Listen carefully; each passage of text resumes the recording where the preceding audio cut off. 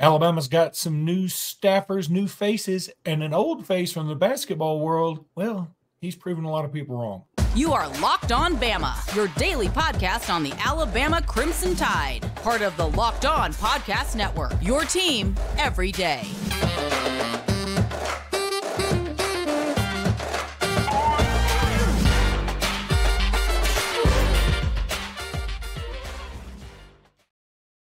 Hey, everybody, and welcome back into Locked On Bama. Luke Robinson, that's me. Jimmy Stein, that's him. Jimmy, Alabama has hired another staffer. But first, I need to tell you that this episode is brought to you by FanDuel, and thank you for making this your first listen every day. I almost forgot that, but I didn't. So how about me coming in the clutch? Jimmy, we got a new staffer named William Inge coming in from Washington. Not a shock, right? I mean, you guys over at BOL have been all over this, and I will say again, we love you subscribing to Locked On Bama, but that's free and easy, and we're here for the people. Bama Online, really inexpensive, great deal. Highly encourage you to go sign up. You don't have to say anything, Jimmy. I'm just telling folks what they need to do. But why don't you tell us a little bit about William Inge, because, you know, he's sort of a relative unknown, I guess, except to you guys. Yeah, we've talked about it for a couple of weeks, on BOL, knowing that this was going to happen or likely to happen. And I think kind of the rest of the country caught up with us yesterday. Footballscoop.com, I think, reported it, but again, they're 2 weeks behind us. But that said, all that matters is that William Inge is going to be the 10th and final assistant coach on DeBoer's staff at Alabama, linebacker coach. He's been with DeBoer a lot, back with DeBoer going all the way back to Indiana. Reputation as a good recruiter. He's a special teams guy too. So we believe, even though we don't have this from inside, but we believe he's going to coach the defensive ends, the bandit and the wolf spots. He'll coach the defensive ends and serve as Alabama's special teams coordinator. Alabama also hired a special teams analyst, Jay Nunez from Oklahoma. Now he's a more off the field role, and I'm sure he's going to help William Inge in putting Alabama special teams together. But Inge is the 5th Washington coach. So this is the way I look at the 10-man staff, Luke.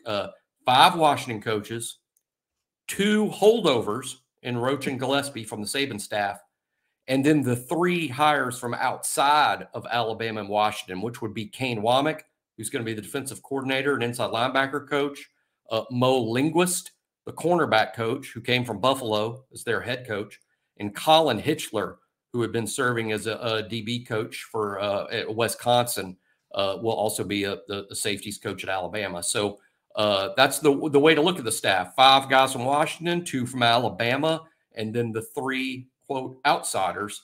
And I'm really excited about those outsiders, to be honest. I think those were 3 fantastic hires.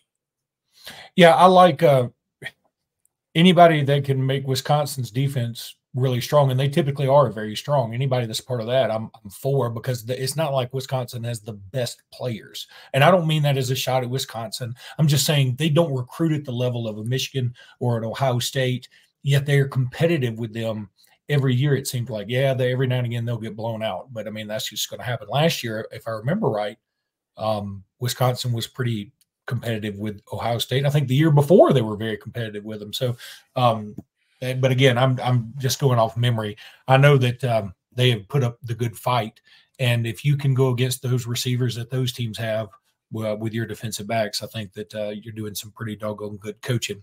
So William Inge, we agree, good coach. Glad he's coming on, and I like the staff in general. Again, it's hard to really even have an opinion yet because we don't know how it's all going to work just now, but we do know that they have signed this staff has done a great job getting Noah Carter. We'll talk about signing day in the second segment. Ryan Williams on board. They apparently hit it out of the park for junior day. Seen a lot of activity on Twitter about how guys had so much fun. So I think right now you have to be happy with what the staff is doing. Now, I want to switch gears here just for a second in the latter half of this first segment. And the only reason I'm doing this is because you and I have taken some heat from a couple of folks specifically in the YouTube comments about Brandon Miller back when we were like, hey, you know, Brandon Miller, he's taking a lot of heat and he really didn't do anything. I didn't get into an argument. There was an Auburn fan that I do a show with the other day that made a comment about how he didn't like how Oates handled that whole situation. And I said, you know, okay, if you didn't like it in the moment, I get it, because back then with the Darius Miles thing and all that, I get it, because I was sort of perplexed by it all too. But now that everything has sort of come to light, I think you have to say Brandon Miller didn't do anything wrong, and you got to understand that he really was sort of the victim of circumstance. Obviously, there's a greater victim in this, not taking anything away from the loss of life, whatever. But my point is, a lot of people hated on Brandon Miller, and then the Charlotte fans booed him when they drafted him. All he's done is be the best rookie over the last 10 games. Now, he's probably been the second best rookie all year. I mean, Wembanyama, I hope I'm saying that right, is probably going to win Rookie of the Year, and he probably should. I mean, he's a 7'5" freakazoid with a 9-foot wingspan. I mean, you can't. What are you going to do? He's got 6 elbows. But Brandon Miller has scored 35 and 33 in back-to-back games now. He had a play last night against the Lakers that was just absolutely unbelievable, where he steals the ball in midair right when the guy passes it. I mean, the reflexes it takes to do that are amazing. And he takes it all the way down and dunks on somebody. And I think Charlotte fans are finally starting to get it. Like, this is a good kid. This not only is he a good kid, he's also a fantastic player. We may have stumbled upon an incredible, incredible player. And I love seeing he and LeBron sort of hug it out after the game. I just want to bring this up because there are some people out there that still just are hate on Brandon Miller, and they don't want to look at the facts of what happened. They just want to say, "Oh, he was involved in this situation," and he really wasn't. He was by default, but it wasn't anything that he did nefariously at all, and it was just a horrible series of coincidences. And I just, boy, I'm so proud of him. I mean, last night. I'm in Tahoe still. By the way, I took my daughter and my wife. We went to a magic show. My 7-year-old daughter got on stage because that's what she's going to do with her life. She's going to be on stage on everything because she's a little 7-year-old Taylor Swift already that can't sing. She can do everything Taylor Swift can do, but she can't sing. Anyway, after the magic show, I pulled it up really quickly to see how Brandon Miller did. And I was like, I'm buying a Brandon Miller autographed jersey. I can't believe I hadn't already done it, but you better get you one now because those things are going to be expensive soon. Yeah, he's playing unbelievable the last few games. And yeah, I saw last night yet another clip of the Hornets reaction when they drafted Brandon, and it gets me so upset. You know, I get a little mad. I think there should be like a rule that says if you are a Charlotte Hornets fan and you booed or had a negative reaction and went off on social media and criticized Brandon or criticized the front office for drafting Brandon because you wanted Scoot, didn't they want Henderson? Scoot Henderson, yeah. That's who they wanted. If you booed that, I think you should, as punishment, you're not allowed to root for your own team for a month. I mean, that's really not punishing Charlotte fans. They aren't very good. I mean, there should be some sort of punishment. There should be some sort of not an apology. No, I mean, like, no, you can't. If you're scheduled to go to a game, you can't. You should give your ticket away to a Brandon Miller fan again. It just infuriates me. Like, okay, you booed the guy on drafting the best night of his life. You booed him, and now you're a big Brandon Miller fan. I mean, it does make you sick because he really is. I mean, people just don't want to buy it because they think that they don't want to listen to the facts because they just want to hate on him. And I'm telling you, he is a good kid and he's a good person. And not only that, he's a fabulous player and he is coming into his own, man. He's got such an NBA vibe about him. You know, he just does. I mean, he's just an NBA dude. And so I'm super, super proud of him. And I'm so excited that he's doing well. And I really, really, really want Alabama to embrace him, the university that is, because I think that is somebody we need to embrace him as hard as we can to help our program as well. He came to an Alabama game earlier this season. I can't remember if it was game one or it might have been game one. Might have been the opener. Then he was there seated with Greg Byrne, acknowledged on the Jumbotron, and he was given a huge ovation by the crowd that was there. And it would be great to see him in another game. It's just very difficult with his NBA schedule for him to get to Tuscaloosa and watch a game in the midst of the Hornets schedule. When we come back, Jimmy, we're going to talk about National Signing Day coming up tomorrow. But of course, I'm going to tell you about FanDuel.com/LockedOn. FanDuel, America's #1 sportsbook. Like you didn't know. If you don't know, you better ask somebody. Happy Super Bowl to all who celebrate from FanDuel, America's #1 sportsbook. If you're like me, Super Bowl Sunday is all about scoring the best seat on the couch, grabbing your favorite football snacks, and placing some super bets. FanDuel has so many ways for you to end the season with a big old W or 2 or 3 or 4 or 5. Not only can you bet on who will win Super Bowl 58, the Chiefs or the Niners, I'm going Chiefs, but FanDuel also has bets for which player will score a touchdown, how many points will be scored, and so much more. New customers join today and you'll get $200 in bonus bets if your first bet of $5 or more wins. Just visit FanDuel.com/LockedOn to sign up. That's FanDuel.com/LockedOn to sign up. Make every moment more with FanDuel, America's #1 sportsbook and an official partner of the NFL. All right, so Jimmy, National Signing Day is tomorrow, and you know, Ryan Williams is signing tomorrow, which I'm thrilled to death about. I want to pull up what ESPN said about him on signing day. When you're talking, I'll pull it up. But you know, it does make me wonder. Okay, 2 things. Ryan Williams was going to sign on February 9th, which is his birthday, or right. It's okay. So he's going to sign on February 9th, which is his birthday, before Saban retired, which makes me wonder if he really was sort of doing that, if he was really trying to give Auburn or another school more of a chance, or if it really was for his birthday. Because as soon as DeBoer comes in and talks to him, he's like, yeah, forget my birthday. I'm signing on Wednesday. And so either DeBoer knocked it out of the park with his pitch, or Ryan Williams maybe wasn't as sold on Alabama as we thought. I'm hoping it's DeBoer knocked it out of the park, because I think you and I both believe Ryan Williams was signing with Alabama had Nick Saban stayed as the head coach, no doubt. Yeah, I believe he was going to sign with Alabama either way, and ended up choosing Alabama even with DeBoer. I don't know the answer as to why he changed. I suspect, though, it doesn't have anything to do with Alabama. I think it has to do with Saraland. I think he just rethought and I'm sure after a consultation with Jeff Kelly, his high school coach, I think he rethought, do I want to sign by myself and have a thing that's all about me? Hey, I'm signing because it's my birthday, everybody watch.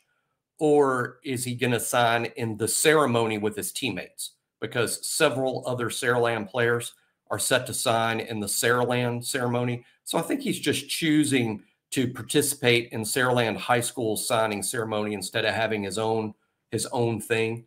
But that's a guess on my part in terms of why he changed his mind. Because I do know that he is signing at the same time as other teammates of his.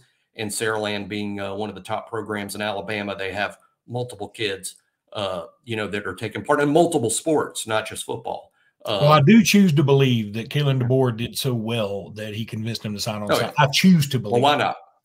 He did. I mean, when you think about what he did here, I've heard a lot of people. I got asked on a big radio show too to compare Ryan's signing with DeBoer to Julio's signing with Nick Saban, and I made the point of, because it's the big thing to me, Nick Saban got off the plane and landed in Tuscaloosa and had 13 months to work on Julio Jones. Mm-hmm. Kalen DeBoer got off the plane and had 4 weeks with Ryan Williams, just 4 weeks. To create a relationship and build some trust. Like, hey, I know you've got an NFL career. I know you're a guy that could be a top 10 pick in the NFL draft.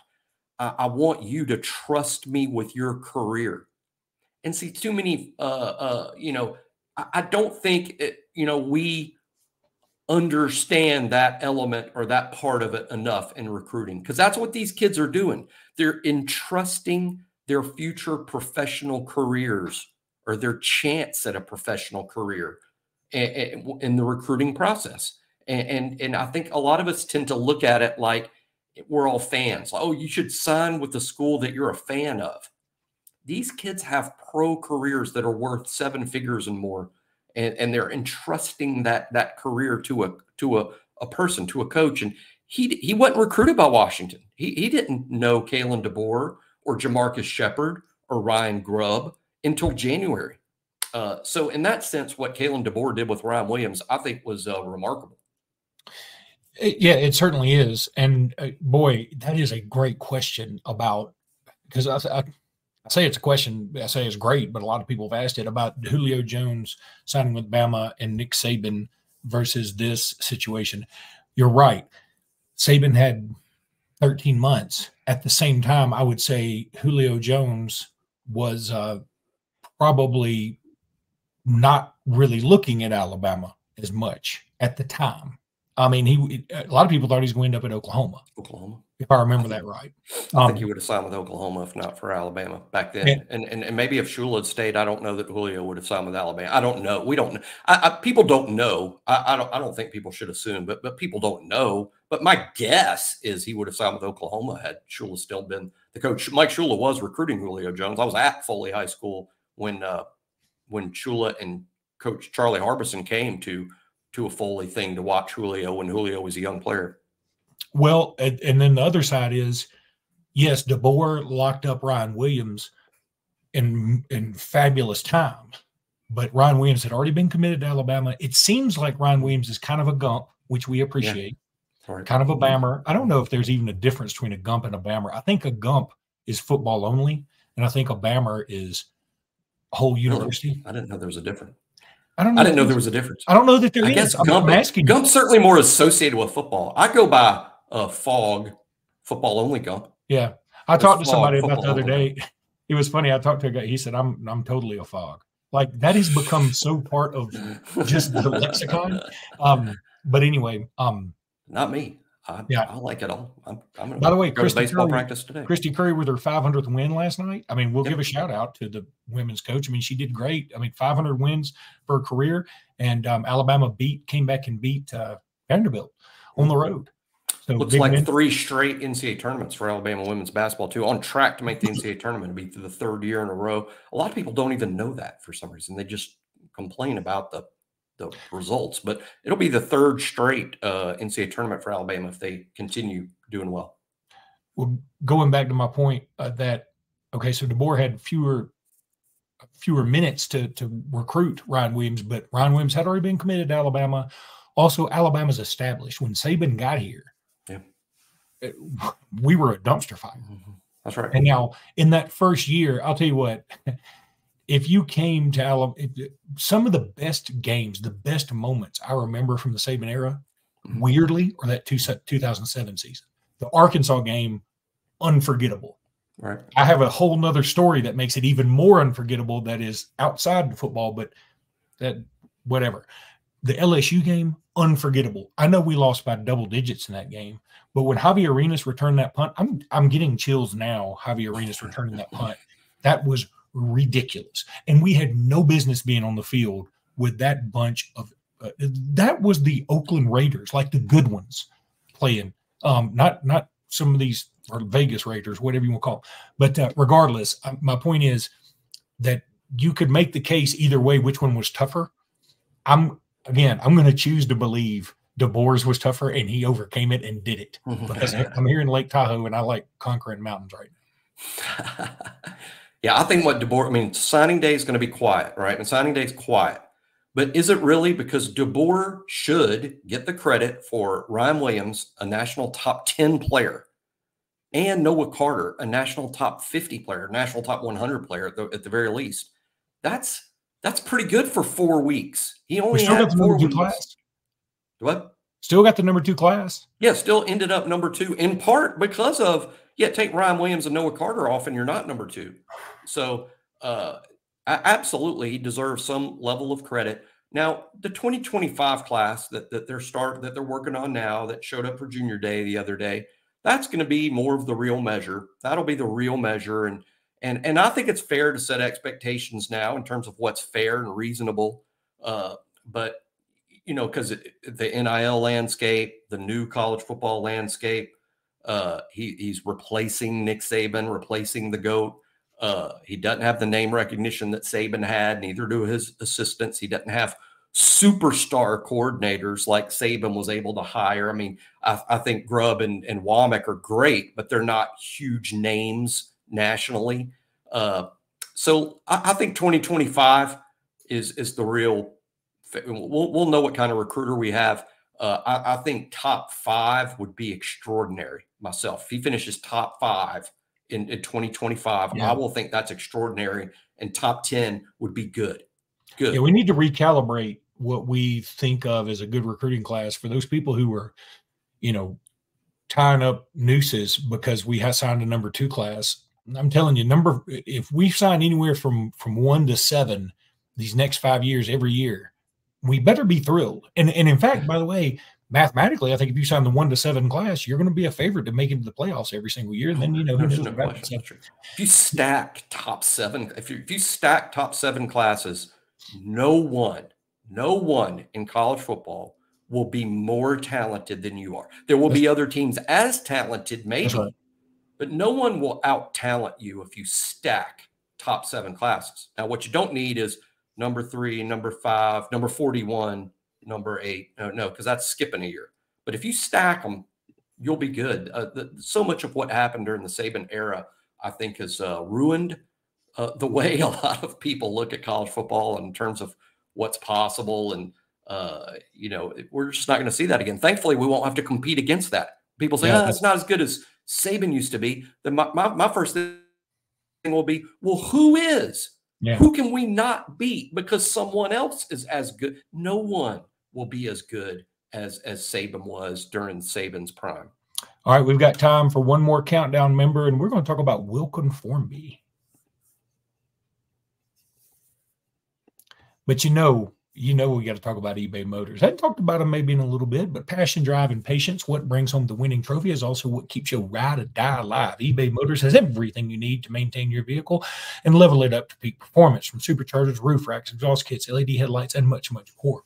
Whether you're into speed, power, or style, eBay Motors has got you covered. With over 122 million parts for your number 1 ride or die, you'll always find exactly what you're looking for. And with eBay Guaranteed Fit, your part is guaranteed to fit your ride every time, or your money back. Because with eBay Motors, you're burning rubber. You're not burning cash, bruh. With all the parts you need at the prices you want, it's easy to turn your car into the MVP and bring home that win.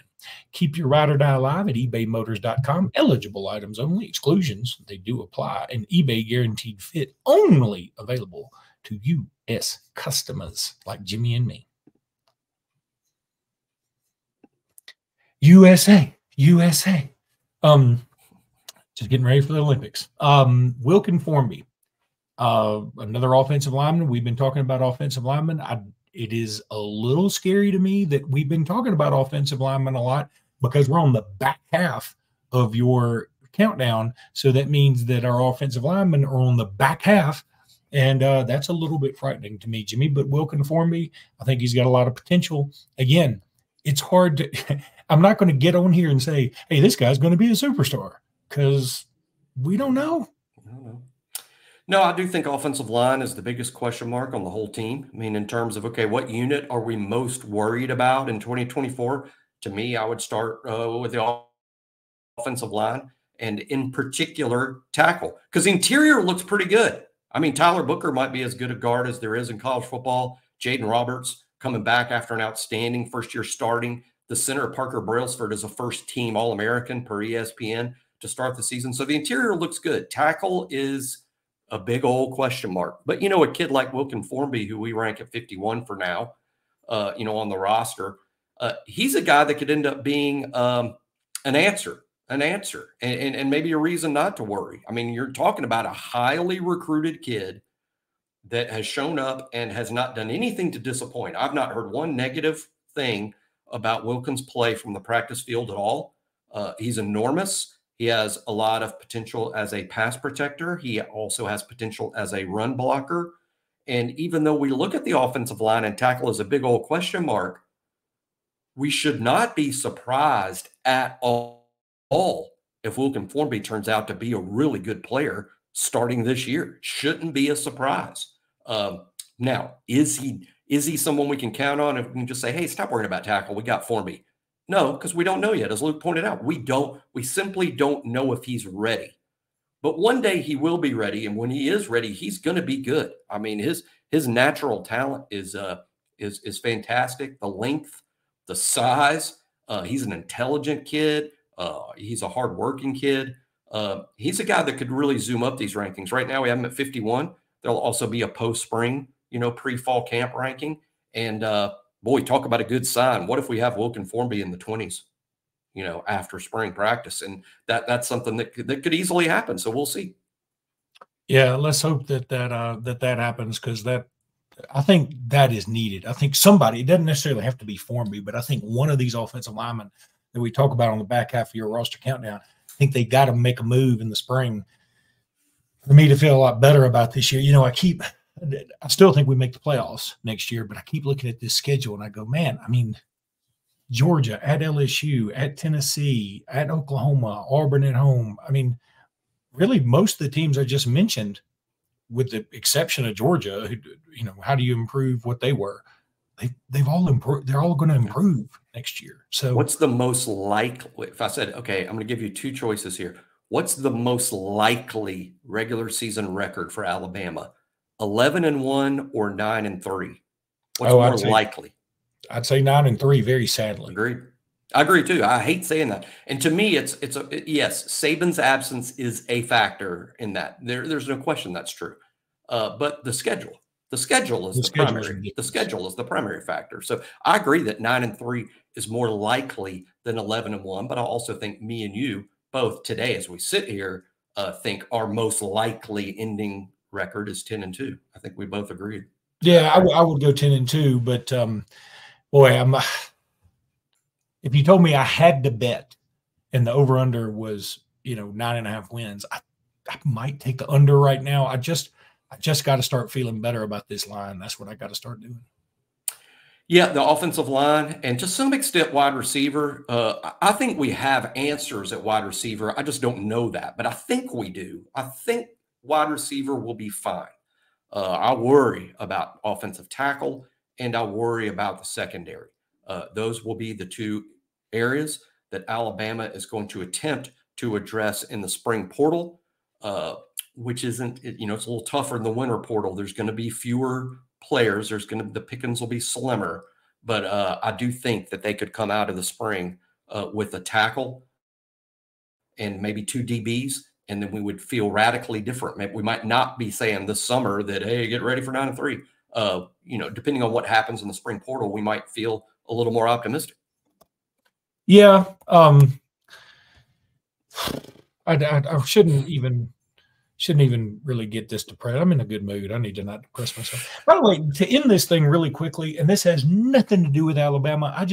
This was on earlier today, and now I can't get the jingle out of my head. Does anybody else hate this Jardiance commercial where the woman does all the dancing? The little pill with the big story to tell. Does anybody else hate that? I'm in the comments. So it gets on my nerves. It's on my nerves that she's so happy about it. There's very I don't know why. Ever since the Lord above blessed me with a remote control back in about 1982, only on Super Bowl Sunday do I watch a lot of commercials. I do watch some commercials now. I watch SEC Network almost all day with my job, and I enjoy that SEC gymnastics commercial with the Dua Lipa song, Dance the Night Away, and they're showing the SEC gymnastics. Yeah, I like that. That's my favorite. That's my favorite commercial right now.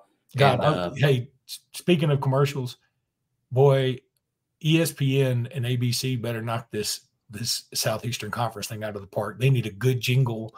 They need a catchy. They show commercials every now and then. The SEC on ESPN, and they show football about the 2024 season. Oh, I get so excited. I know, but man, they should have said, "All right, CBS, here's the deal. We're taking them, and we're taking your jingle with us," because that is the best. I remember on Napster, I downloaded that jingle. Really? That's awesome. How sad. And it's here's the thing. If it's new, though, if it's brand new and we've never heard it, and they come up with that, they hired John Williams, the guy that did the score for like Star Wars and every movie we've ever seen. They could hire him and come up with this incredible thing. But the first time we hear it, we're going to go, oh, this sucks. Yeah. This sucks. This has no no chance. After 10 years of hearing it, we'll be like, you can't put on an Alabama game without hearing that music. Well, the CBS jingle was the Nick Saban of jingles. It was. I mean, and we did enough obituary for CBS, but I will say this: the production of the SEC on CBS was outstanding in terms of the camera work, however many cameras they had. It was exactly like an NFL football game. The production that went into it, including the score, including the music, it was outstanding. You might not like Gary and Brad or Gary and Vern or whatever, but the production itself was outstanding and it set the bar. And I'm looking forward to seeing ESPN try to match it. Yeah, I'm going to tell you something. If you don't like Vern, I don't like you, because Vern was the drunk uncle, and he was just so much fun. Anyway, we've gotten off on the rails. So here we go. Jimmy, that's going to do it for today's podcast. We'll be back tomorrow. We'll preview the Alabama-Auburn basketball game, talk a little bit more about signing day, and continue your countdown then. And until then, roll tide, everybody. Roll tide.